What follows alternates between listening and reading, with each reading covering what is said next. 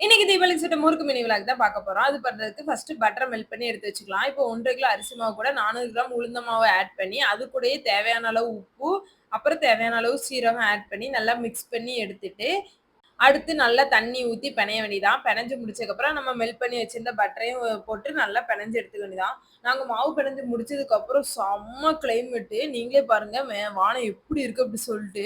செம்ம இடி மின்னலுமா இருந்துச்சு. மழை பெய்யறதுக்காக இப்படி இருந்துச்சு. சூப்பரா இருந்துச்சு. டைம் 5:00 கிட்ட தான் ஆகுது. ஆனா, இப்ப பார்க்கவே நைட் ஆன மாதிரி இருக்குல்ல. சரி அதெல்லாம் முடிச்சுட்டு அப்புறம் அம்மா வந்துட்டு அந்த முறுக்கு பிழியறதுல வச்சு முறுக்கு பிழிஞ்சு அழகா போட்டுட்டு இருந்தாங்க.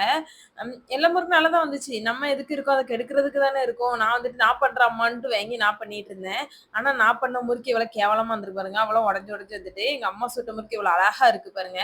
அப்புறம் எங்க அம்மா வந்து சொல்லிக் குடுத்தாங்க. இந்த மாதிரி டைரக்ட்டா எண்ணெயில சுடு அது இன்னும் ஈஸியா இருக்கும்னு. ஸோ அது பண்ணேன். சூப்பரா வந்துட்டு நான் பண்ண உடனே மழைய மட்டும் பாருங்க எப்படி பெய்யுதுன்னு பாருங்க. சரியான மழை, சரியான இடி, சரியான மின்னலு. தண்ணிய மட்டும் பாருங்க எவ்வளோ தண்ணின்னு ரொம்ப மழை பெஞ்சது. மழைய லைட்டா பார்த்துட்டு வந்துட்டு அதுக்கப்புறம் அடுப்பெல்லாம் தொடச்சிட்டு இருந்தேன். ஆக்சுவலா இத வந்துட்டு வேலைலாம் பண்ணி முடிச்சதுக்கு அப்புறம் கூட நம்ம தொடைக்கலாம். ஆனா நான் அப்படி பண்ண மாட்டேன். அந்த கேப்லயே தொடைப்பேன். அந்த இடுக்குக்குள்ளலாம் தொடைப்பேன். கை சுட்டா அவ்வளோதான்னு தெரியும். ஆனாலும் தொடைப்பேன். நீங்களும் அப்படித்தானா கண்டிப்பா கமெண்ட் பண்ணுங்க.